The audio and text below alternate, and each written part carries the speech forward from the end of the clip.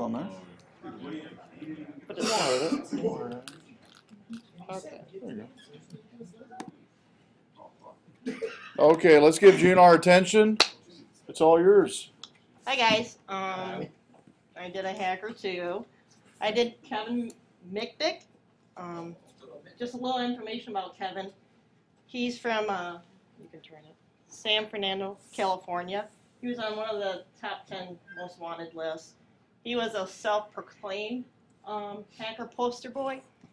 And the reason I say self-proclaimed is because he stated nothing was his fault.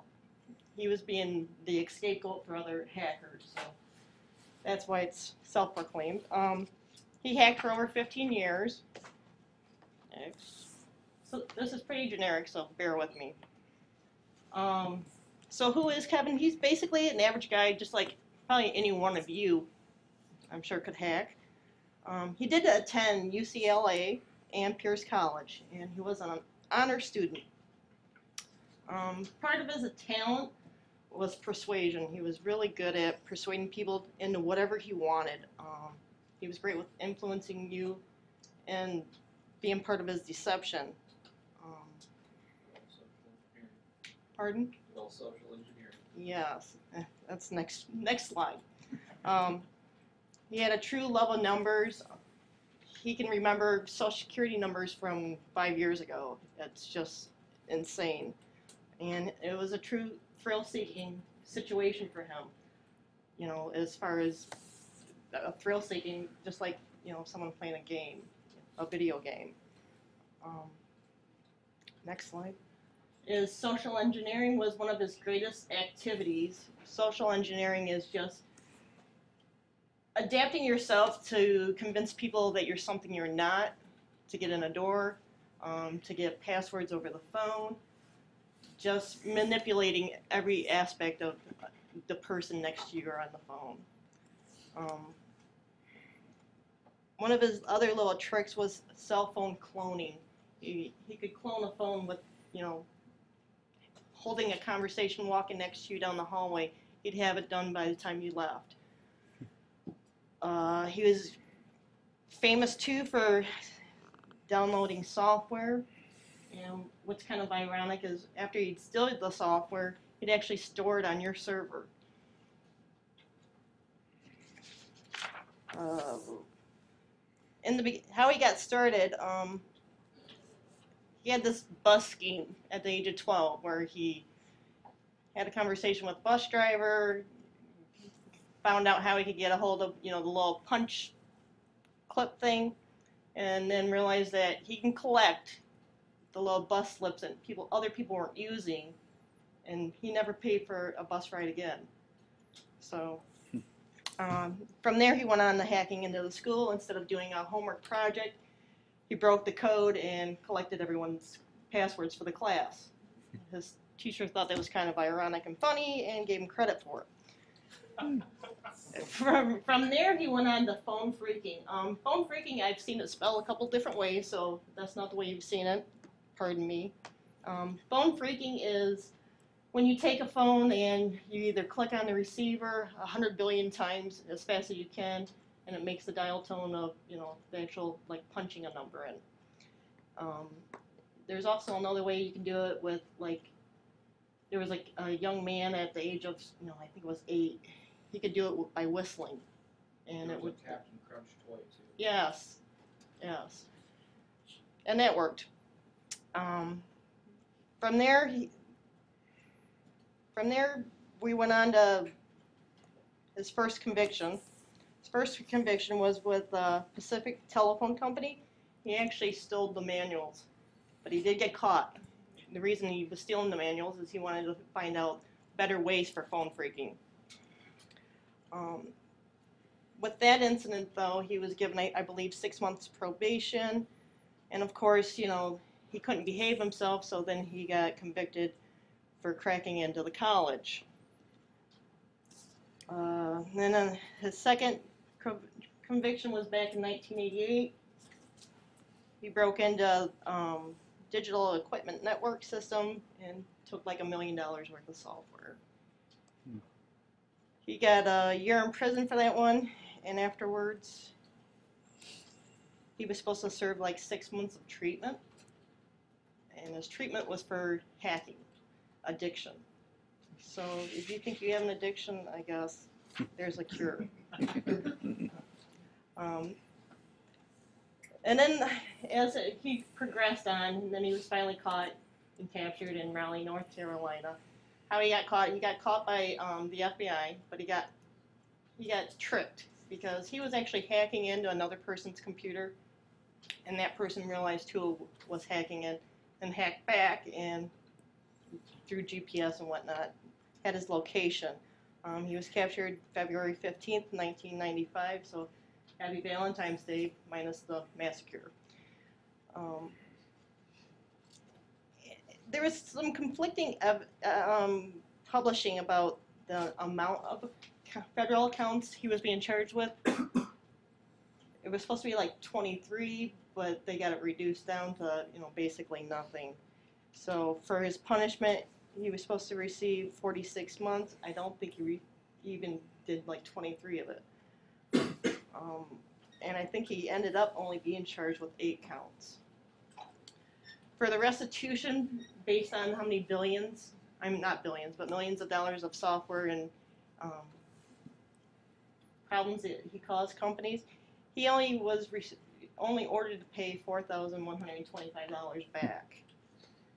And then 7 years, he had like a 7 years probation after being released, where he couldn't profit from any money that was made off of any book or movie deals. And then another part of it was a 3-year supervision in regards to internet and computer access. And then something I also found was a kind of a funny little myth or fact, is that it was said that he was put in the 8 months isolation in the prison because they felt that he could whistle into a phone and cause a nuclear reaction. Yeah. So with a new beginning for him, he's a computer security consultant, he's an author, and I think it's called Livewire or something. I can't remember, I'm sorry. And he's also an editor. So in conclusion, everyone's just, you gotta be proactive, especially with companies as far as training employees, how they're gonna give out information, who can give out information, and actually who walks in your door. I actually work for a company, and they had a security company come through our business, and the guy was actually able to go into my director's office, sit at her desktop, and she left her computer on, open, everything there. So that's it. Train. Any questions? No. Good job. Let's give her a hand. Good job. All right. Oh, need the microphone back. June. All right. Next up. Okay, I'll go ahead and pick. Famous hackers. There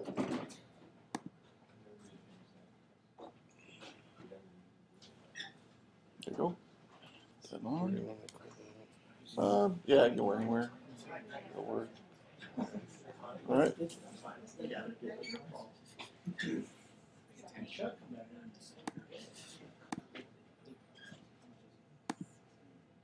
All right, let's give this gentleman our attention.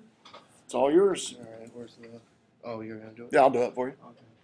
I did famous hackers too, but I kind of did a overview of a few of them and some of the white hat guys, or what are considered white hat guys. The black hats, they use their skills for destruction and personal gain, and then the white hat guys use their skills to find weaknesses and strengthen security.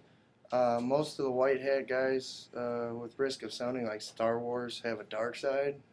You can advance if you want to. Oh, Right okay. there. Some of the black hats were, you've heard of him, Jonathan James, known as Comrade. He was the first juvenile sentenced to prison at 16 years old. He installed a backdoor onto a DTRA server, which is a part of the DoD, and and then he hacked NASA and it was worth 1.7 million. What he did, it was for the living space on the International Space Station. He could actually control temp and humidity. And a couple of quotes from him. He said he was just looking around, playing around. What was fun for him was the challenge to see what he could pull off. And then the funny one I thought was the code itself was crappy, certainly not worth the 1.7 million that NASA claimed. Uh-oh. Oh. Wonder if I maybe more of that projector now again. Is that light on in front of the projector? Like that. Oh, come on, keep going. Yeah. Didn't this happen Tuesday? Yeah, but before anybody went. Just at the very beginning. I think that was all getting ready to go. That was Cheryl's presentation. Rose breaking up. Yeah. It's a new Mac hack. Yeah. So you got a virus in your PowerPoint that turns the light on. All right. It's one way of padding out those minutes. All right. Well, just keep going. Okay. Like I said, he thought that the NASA code was crappy, not worth what it was. He got banned from recreational computer use, 6-month house arrest, and probation. Served 6-month prison sentence, though, for violating the parole. And he killed himself in 2008. Another guy, his name is Adrian Lameau. He was known as the homeless hacker. His hacks consisted mainly of unsolicited intrusion testing. He hit Microsoft, the New York Times, Yahoo, Bank of America, Citigroup, and Singular. And he did most of them in Kinko's, coffee shops, and libraries to get his internet connections. Kind of a quote he had was, I have a laptop in Pittsburgh, a change of clothes in D.C. Kind of redefines the term multi-jurisdictional. For the New York Times hack, he was ordered to pay $65,000 in restitution. Sentenced to 6 months of home confinement and 2 years probation, which ended in 2007. He now works as an award-winning journalist and public speaker. And then Kevin Mitnick, she just talked about, self-proclaimed hacker poster boy. He went through a highly publicized pursuit by authorities. The Department of Justice called him the most wanted computer criminal in U.S. history. He did hack into the National Defense Warning System and convicted for breaking into Digital Equipment Corporation, network and stealing software. The guy he hacked into that helped catch him, he hacked into a computer expert and fellow hacker, Satomu Shimomura, which led to his downfall. 2 movies were made about him, one Freedom Downtime and one called Takedown. He served 5 years in prison, and like she said, 8 months of it was in solitary confinement because he was considered a national security risk. He's now a computer security consultant, author, and speaker. Some of the white hats must go to that that guy. Mr. Shimamura. Yeah. He was reached fame because he was hacked by Kevin Mitnick. Personal attack kind of pissed him off, caused him to make it his mission to help the FBI track him down. He used a cell frequency direction finding antenna hooked to a laptop to narrow search to an apartment building where they found him, and he was arrested shortly after. He's not without his own hacks, though. An author, Bruce Sterling, tells he put out his AT&T cell phone, pulls it out of the shrink wrap, finger hacks it, and starts monitoring phone calls going up and down Capitol Hill while an FBI agent standing at his shoulder listening to him. After Mitnick was arrested, he wrote a book about the incident with journalist John Markoff. Those 2 movies I mentioned earlier, the one Takedown was the one that was based off that book. And of course, another white hat, y'all know Steve Wozniak, famous for being the other Steve, co-founder of Apple. He actually got his hacking start, though, back in college with blue boxes. They're devices that bypass telephone switching mechanisms to make free long distance phone calls. Steve Jobs and him both researched some frequencies, and they built and sold them to college classmates. He used one to call the Pope while pretending to be Henry Kissinger. Dropped out of college, and he co-founded Apple with Steve Jobs. Was quoted as saying, "I did what Ed Roberts and Bill Gates and Paul Allen did, and tons more, with no help." He's been awarded the National Medal of Technology. He's received honorary doctorates from Ketterberg University and Nova Southeastern University. And he was inducted in the National Inventors Hall of Fame in September of 2000. He no longer works full-time for Apple, focuses on philanthropy. He adopted the Los Gatos, California School District. He does teaching and hands-on teaching and for students and faculty, and donated tons of state-of-the-art equipment. He's made appearances on Dancing with the Stars. He's horrible. It was bad. I actually watched some of it. And the Big Bang Theory. He's been a guest star in Big Bang Theory. And I had a video. It was kind of ironic. I couldn't quite get it embedded on there. Of Kevin Mitnick.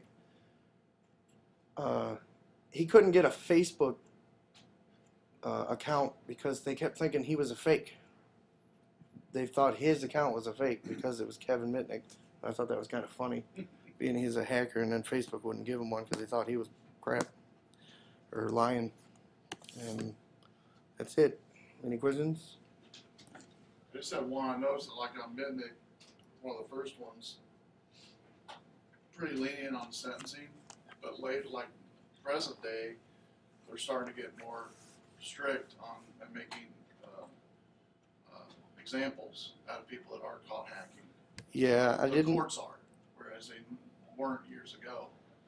I thought that's interesting how that gentleman, the first one you mentioned, how much fine he's compared to Mitnick, which was, The pennies on a dollar. Jonathan James, he could have done 10 years if he was an adult, Right. by today's standards.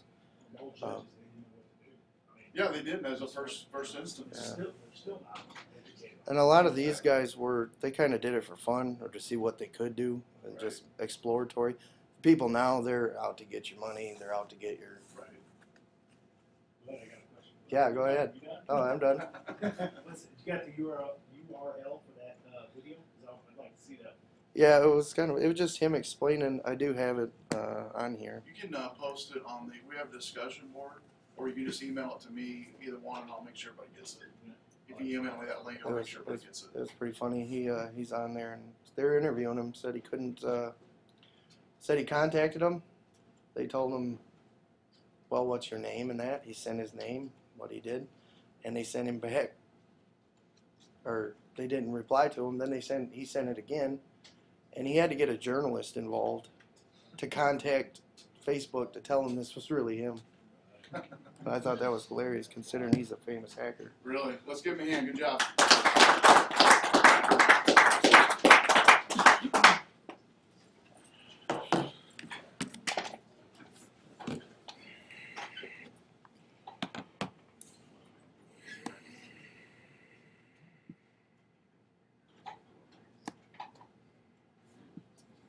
Okay, let's go with how to make wireless networks more secure. Is that good?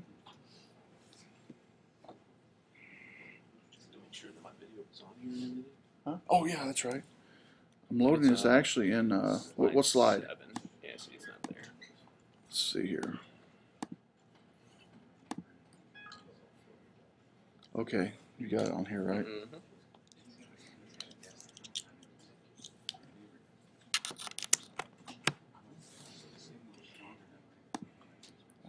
Yeah, I can put it on the desktop. It should work.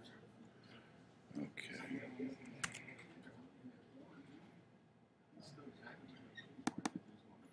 Should be in the school folder.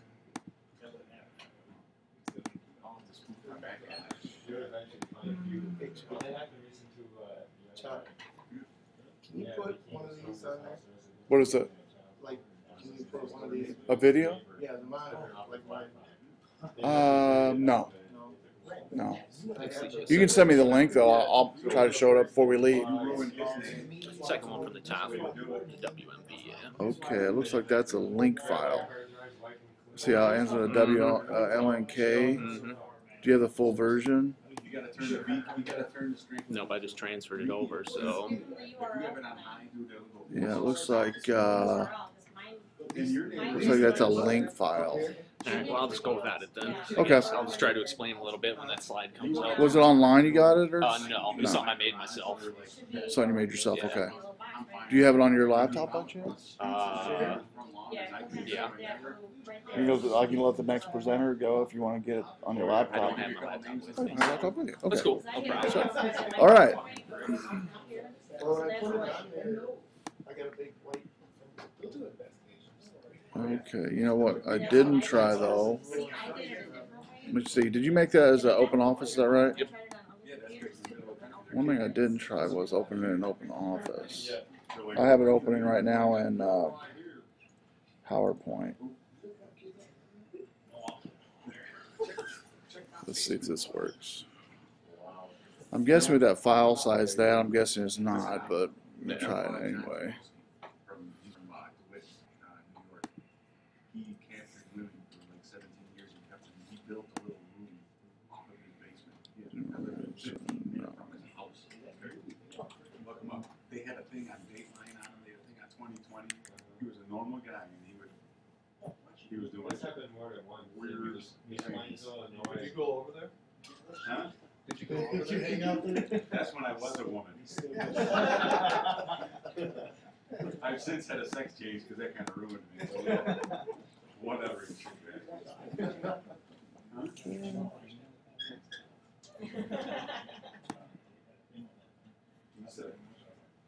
And extra stuff. I mean, it was meticulously stacked, no dust on it. And then you Slide what was that? What's that? What slide? 7. And he built a concrete and Question mark. Question mark, that'll do no good. Okay, I'll just go without it, it's cool. Okay. Alrighty. Is that it right there? No. No.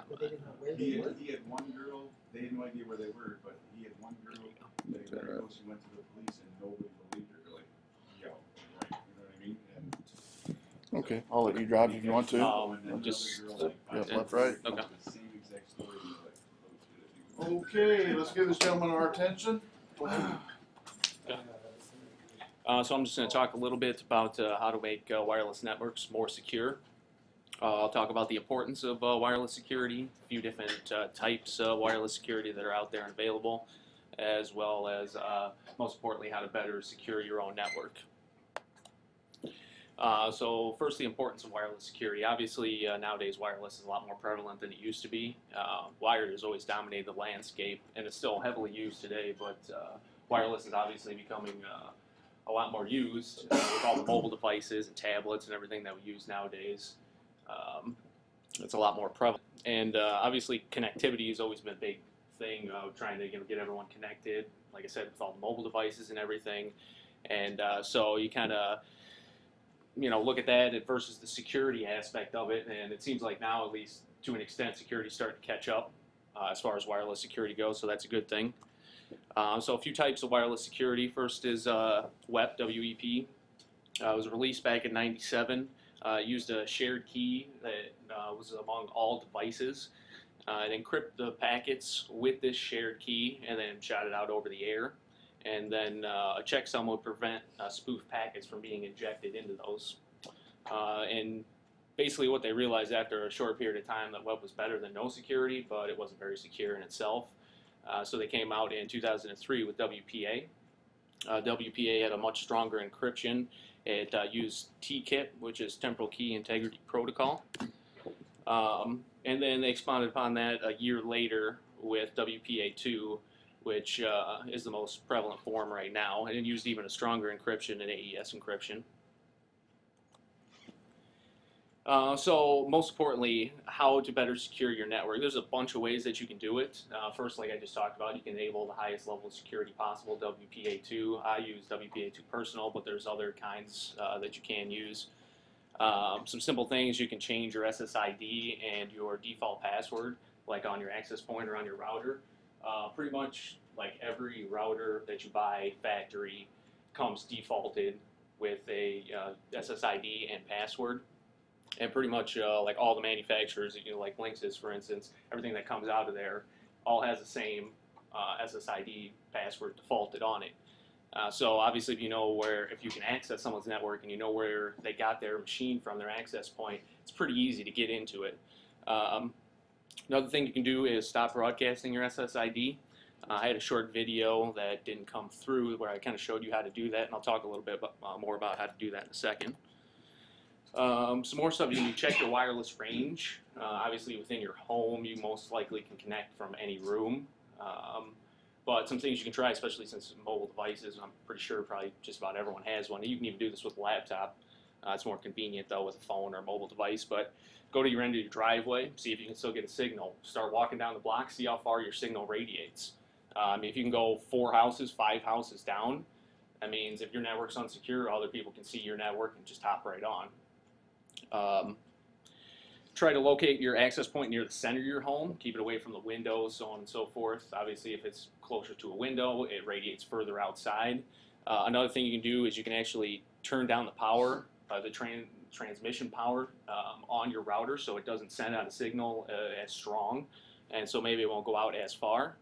A few other things, you can assign a static IP, and I wish I'd had that video because I could have shown you. I kind of went through all this, and you can change your IP subnet. Basically in the video, I'm sure a lot of you guys have already done this, go into your browser, put in, and by default most routers have the 192.168.1.0 network. So you use the first usable host, which is usually 1.1. Put that in your browser, it will come up with a screen for whatever, Belkin, Linksys, Cisco, whatever type of router you're using. Give you a little warning message telling you if you mess with anything, you could lose connectivity. Just bypass that, and then once you get in there, you can change your SSID from what it was defaulted as. You can change the security type. You can enable or disable broadcasting your SSID. A lot of different things in there that you can do. And then even though public networks, you personally aren't securing a public network when you go to Starbucks or wherever it is that they have them nowadays. But a few things you can look for when you are at a Wi-Fi hotspot. Some things you can do to make sure that your connection is secure. Verify that's a legitimate hotspot.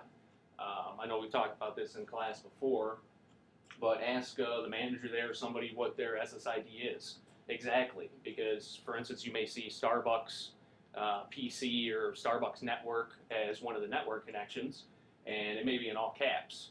And they're telling you, no, the S should the only be thing that should be capitalized, the rest of it should be lowercase. That should be a red flag right there that perhaps that network is not the one that you want to be on. A couple of other simple things, you turn on your firewall on your computer, turn off Windows file sharing.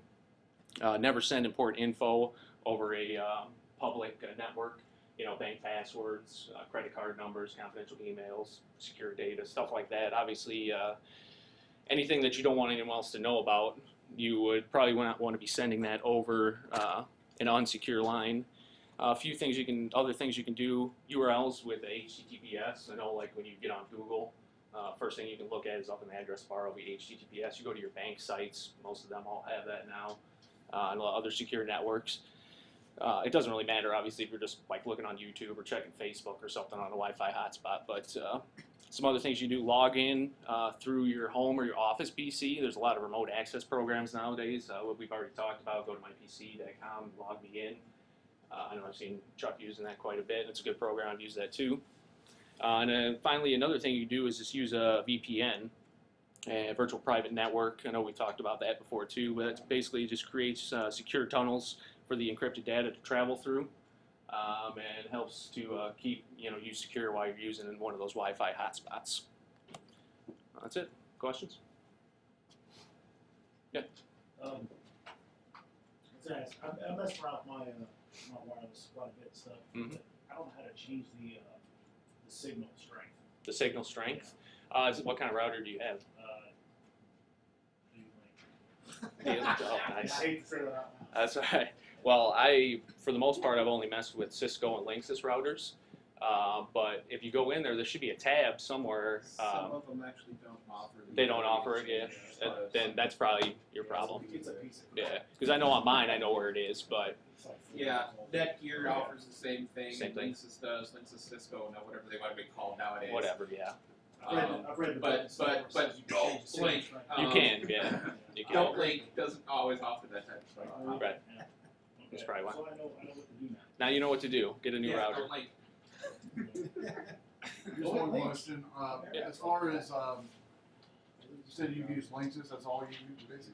Linksys and Cisco for the most part, yeah. Is there any other safeguards for users as far as, I know you mentioned a couple of them that help them. As far as securing, a lot of phones now have, what do they call it, hotspots? Mhm. You can make a hotspot out of a phone. Mhm. Did you see anything in research as far as, say you made a hotspot out of your phone? Mhm. And data on your phone being taken, did you come across any of that? Not really. I personally don't own any Right. smartphone or mobile device like that, so no, I couldn't tell you really offhand. I've seen some stuff about it, but that's usually with the jailbroken phones that you turn into a hotspot. Right, yeah, you take the. Because you're having to get root access, and therefore you're inadvertently opening up root access to your phone. Okay, well, let's give him a hand, good job.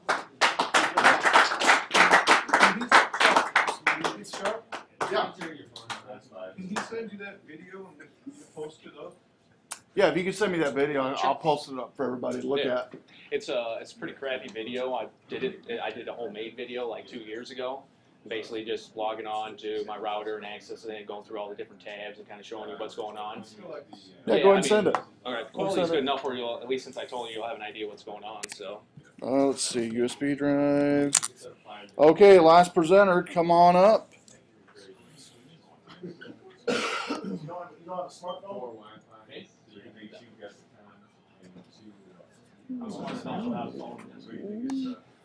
Look at that.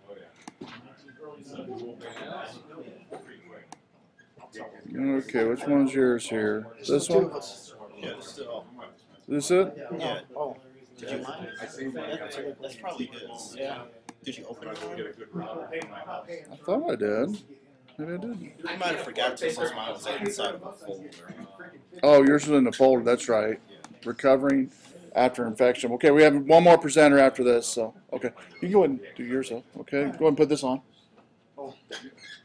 There you go. We're done for the day, people. No, not done yet. Good try. Darn. Okay, let's see here. Open this up and be ready.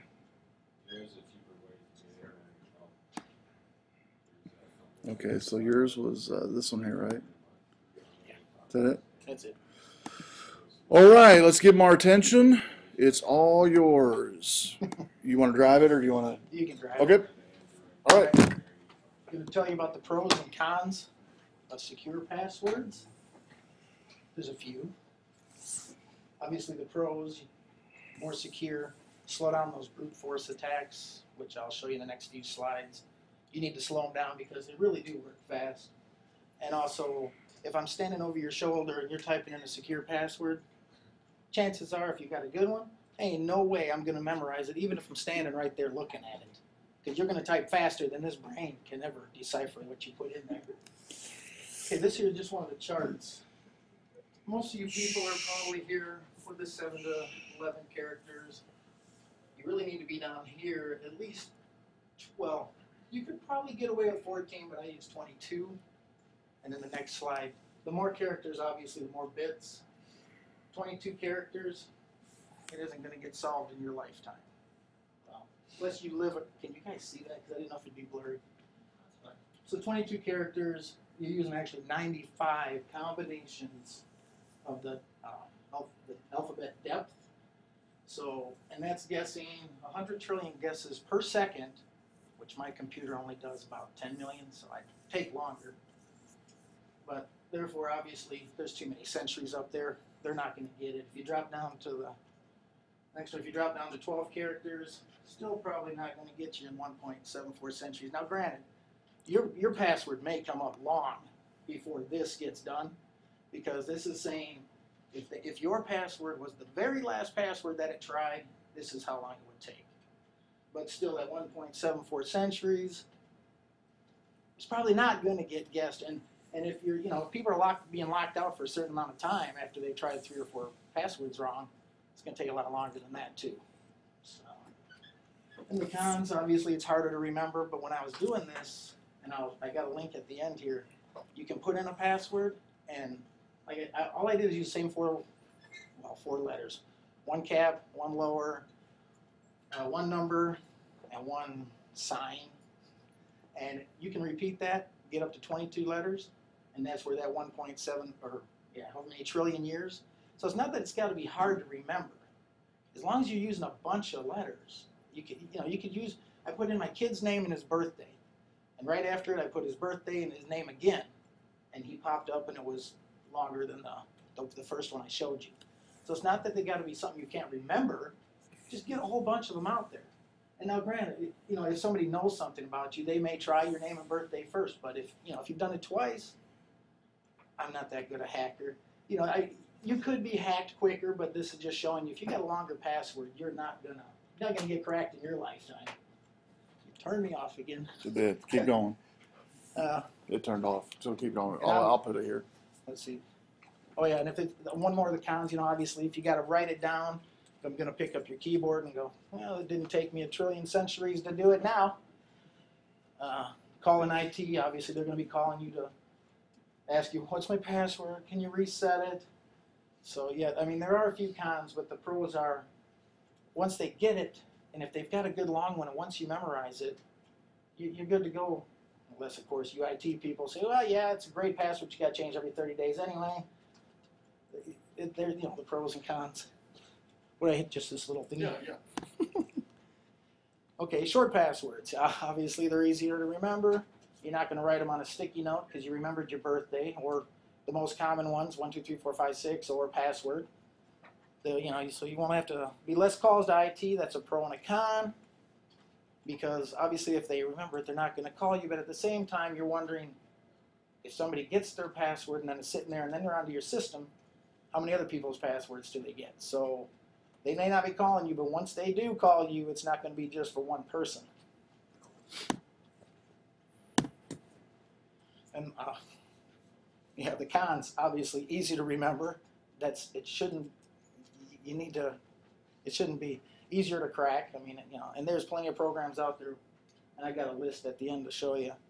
And then obviously another con is UIT people could become very busy, because once one person's hacked, you're going to have to check everybody in the company and then reset everybody's password. You'll get no sleep. It's coming up. Show you how quick for a short password. This we got to wait on. You got to see this. 8 characters, 1.1 minutes. Now, granted, like I said, if you're locked out after every 3 or 4 tries, it may take a little longer, but 1.1 minute, they can wait. They're going to crack it in a day. Yeah, it seems like they use like the Ubuntu net or Trojan networks. 4 characters, you can see for yourself. That's Cheryl's password up there. So you might as well just leave it blank. There's no sense if you're not going to get. Just leave it blank. They'd have a worse chance of guessing that you left it blank. I'll make sure Oh. Where's the mouse? How do you right click? You just this way. I got a link to show you where to go. It's grc.com. Okay, it'll go there. Is that where that's going? Right. And then I can show. Good.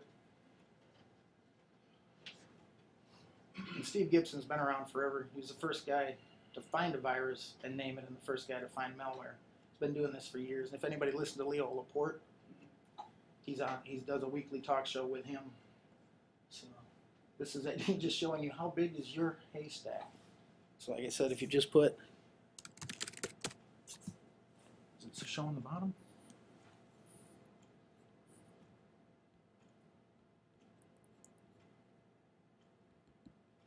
You can scroll down some. Yeah. I don't know how to use it. That's all right. Oh, there we go. If we can just get, yeah, right there. So 6 characters, all lowercase. Like I said, there's no sense having one. Let's see, where's backspace? Delete.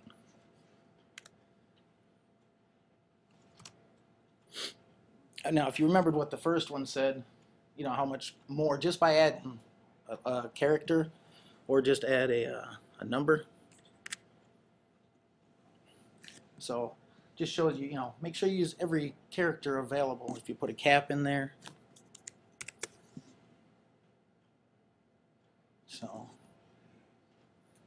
So you need to use every character at your disposal.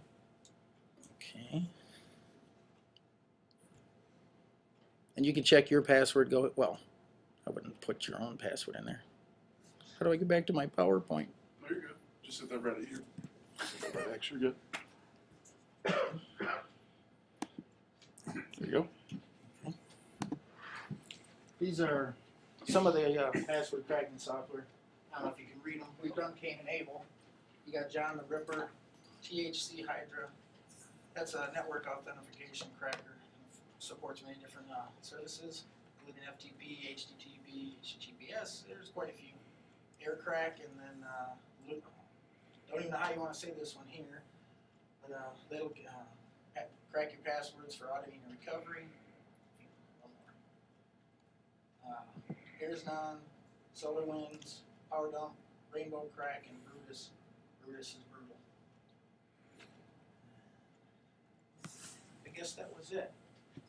So like I said, definitely make sure, just use everything. You don't have to make, you know, at least you saw just even with the 8 characters, if you got a lowercase, uppercase, a character, it makes a big difference than just having all, if you're going to use all lowercase, just don't even use a password.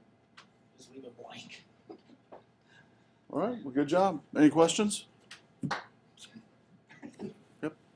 I'm gonna ask, you said your son's name and his birthday and his first name. Right. What account is that for? That's not Oh, and one more thing. I was going to tell you that I don't know how many different accounts you guys have, but the average, I think, is like 9 different accounts. But the passwords for those accounts is for 2 to 4 accounts, most people use a longer password. Once you get over the 4 accounts, then everybody starts using a short password, and they use them for every one. So as soon as he gets the first one, he's going to go to your Gmail, he's going to go to your Yahoo, he's going to go to your Facebook. Mm-hmm. So, you know, as hard as it is, if you're only going to use one, make sure it's a big one, because then it's not going to get, probability is it ain't going to get cracked in your lifetime. Once you're dead, who cares? Yep. All right, good presentation. Good job. All right, need the microphone back. Need that microphone back. All right, last presenter. Good job. Let's see. Okay, before the last presenter goes, because we're going to be done after that, who is going to present next Tuesday, the last group? Who wants to present next Tuesday? Raise your hand. I'd like to have at least 3. Okay, I got 1, 2, 1 more for Tuesday? Preacher's name. We got until Thursday, right? Yeah, you do have till Thursday, yeah. I got 2 people. I got 1 more. Can I have 1 more for Tuesday? No? Okay, we'll just have you 2 then. You 2 are going to go on Tuesday then. Everybody else is Thursday. All right.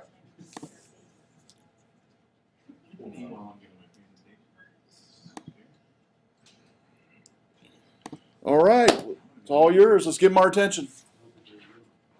All right. I did my presentation on Antivirus CD-R, which is something my book mentioned that I was using to do my paper.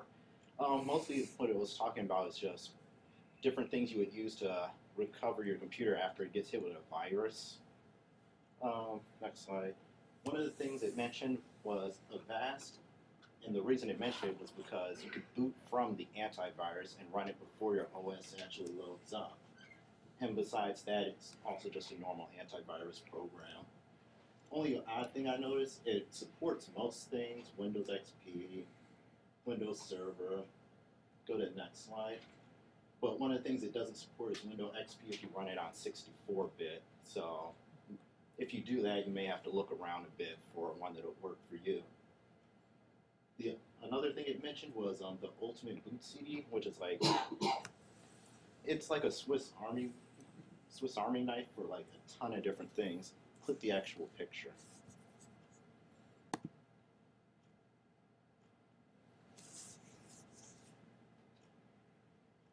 Now I'll scroll down slowly because there's a little further. You'll know when you get there. I'll start scrolling slow. Like the different stuff it covers, BIOS, CPU, every single one of those is a different program it has on it. Boot management, data recovery, keep going. Let's see, hard disk information management. I didn't even look through all the programs, I just sort of glanced through them. Hard disk diagnosis. Hard disk cleaning, hard disk low-level editing, hard disk wiping. This is all one program you download, and it boots up. You put it in your computer, and it boots up straight to a menu. Hard disk installation. Wait, is that installation? Yeah. Partition management, memory, and literally the only program I recognized were the mem tests. Then it has other programs, peripheral things for managing your system software. So it's literally just like a ton of programs, and it said it'd be useful for helping you out. Okay, now go back to the PowerPoint. And another thing it mentioned was using a program like Ubuntu, which is basically an OS that you could load from a CD or from a USB drive, and you would use that to load up instead of going to your normal OS, since that probably has the virus, the spyware, and you run your antivirus programs from there. Next slide. One of the things it mentioned was like Spybot Search and Destroy, which I think everybody mentions when they mention a freeware antivirus or spyware program. And another one it mentioned was adware. I don't know, I don't like adware. Next. And then after you do that, sometimes your computer may not work still. It mentioned it may have registry errors. So one thing you might have to do is get your Windows CD, put that in, and then reboot your computer, and then go to a recovery console for like XP, Windows 2000. We're in Vista, and I'm guessing it'd be the same for Windows 7 and up. It'd be called Repair Environment. You just use the different programs in there, like Fix Master Boot Record for boot up things. Same with Fix Boot. And then Vista, it's got like Startup Repair and System Restore. And then like in the book, I just found two neat programs I thought were kind of interesting. One's Process Explorer. Click on one of the pictures. Both of them are the same link. Okay.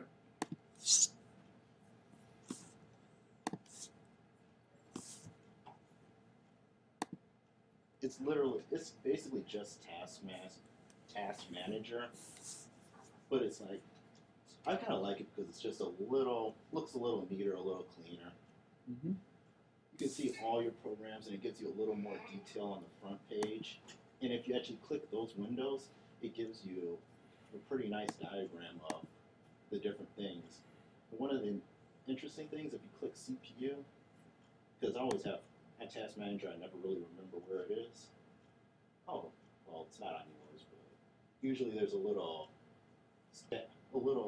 checkbox you can click, and it'll show you all the CPUs you have on your computer, and it'll give you a different graph for each one.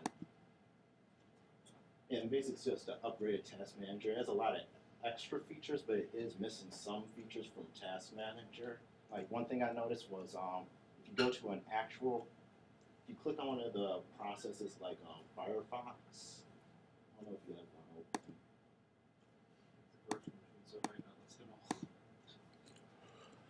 Let's see. Nope, I'll pick one of these. Let's do this one. Oh, let's see. If you go to like security and then permissions at the bottom, one of the things I didn't like is even if you go to advanced, you can't actually see effective permissions on your accounts. That's one thing that's missing that's on a normal task manager. And there are some other things missing, but overall it is a better looking thing than Task Manager, and even has an option to replace your normal Task Manager, but I wouldn't really do it because there are some things missing from it. And you can close this one. And the next one, next slide, because those are both the same link. Click it. Basically this one is a sort of like a replacement for MS-config. This is something I wouldn't really touch unless I knew exactly what I was looking for.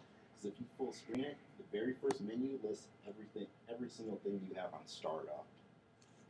So one bad click and you might, when I went to their forums, one of the most common problems was people would turn things off and they'd accidentally shut off their USBs and they would lose their mouse and lose their keyboard.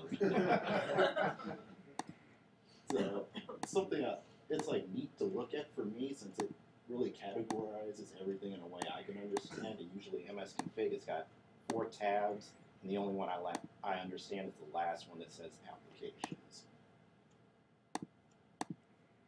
But yeah, it's really detailed, and one of the neat features that I liked about it was if you actually right-click on one of the things that's listed, you can go directly to the folder and actually see where it's at. And another thing that you can do that wasn't in MS-config is you can delete directly from this menu. So that's another reason why you wouldn't want to click around too much on accident.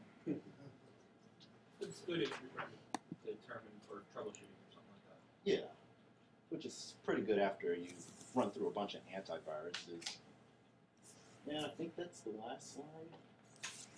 Yep. Right. And wow, that was fast. Well, yours is a little different. I'll make yours. In fact, I'll make all these PowerPoints available for each week, along with the podcast, so you guys can download this and then get the apps that he has linked to this in there. So it's actually a folder, I believe. I'll zip it together so everybody can get it. And I know there's a few missing videos tonight. I'll put those in the same folder for this week, week 14. That way everybody can access those later. Does that sound good? Because that would be beneficial, I think, for everybody to have that. So, all right. Well, good job. Let's give them a hand. Good job. All righty. Oh, well, we have 2 presenters Tuesday. Will you check your Eagle room that I sent that to you? Oh, yeah. You could probably play that one. Yeah, you have yours. Yeah, let's play that. If you send it to me, I'll probably get it.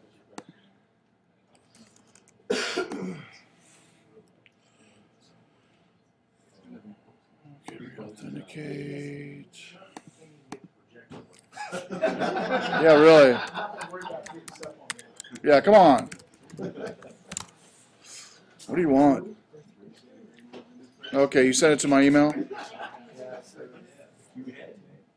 All right. Here's the Mitnick video. Let's see if I can play that real quick for you. We got time.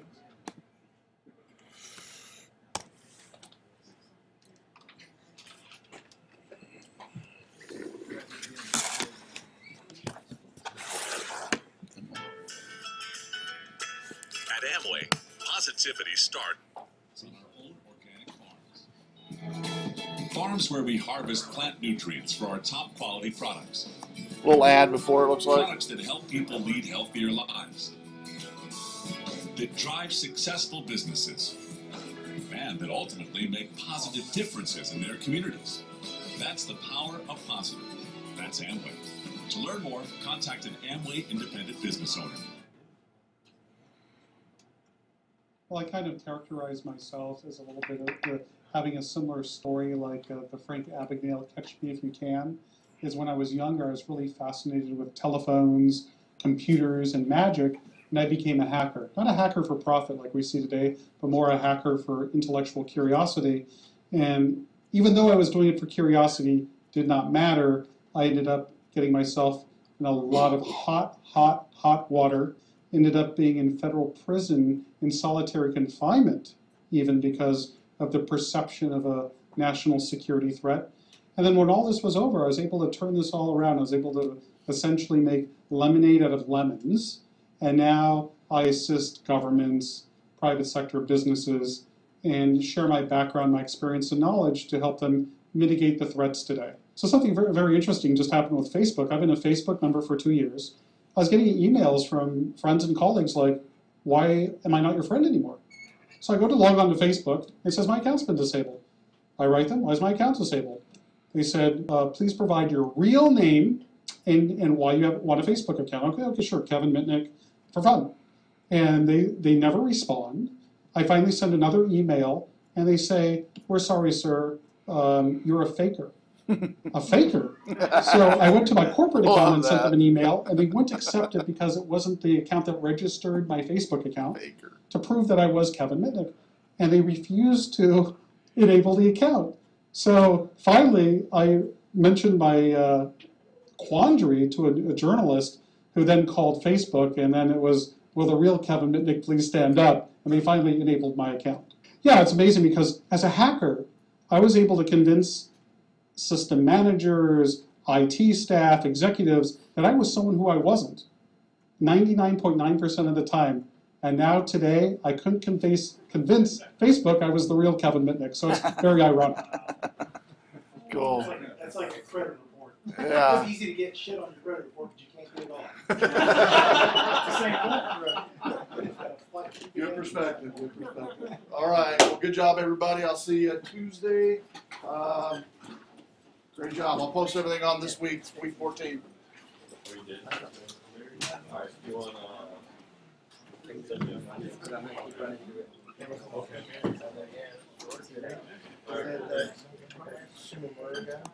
They had an interview in Hamburg, like,